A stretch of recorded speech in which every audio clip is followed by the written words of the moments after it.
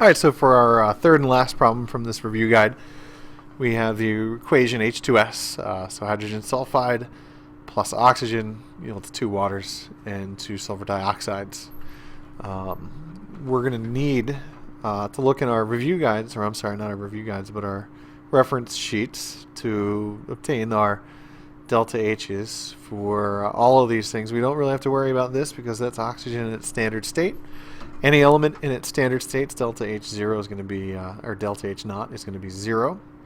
And again, it's going to be our sum of our products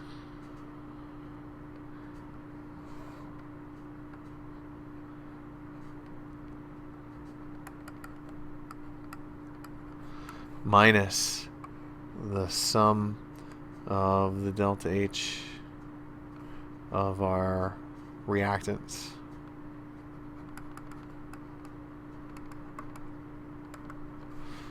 And that's going to be the delta H of our reaction. I'm sorry, delta H naught.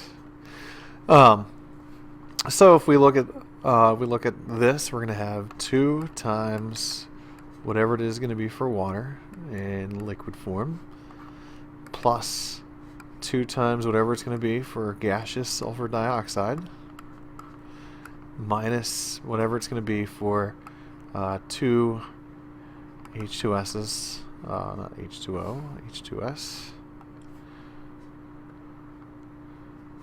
As a gas, hydrogen sulfide gas. And we don't have to worry about that oxygen because it would be 0. 3 times 0 is just going to give us 0. And that'll be our delta H naught.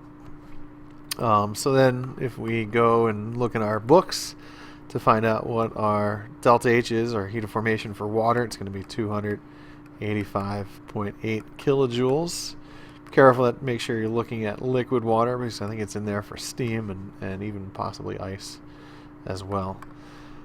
And then we're going to do 2 times this for sulfur dioxide, and that's going to be negative 296.8 kilojoules. And again, those numbers are coming from our reference booklet.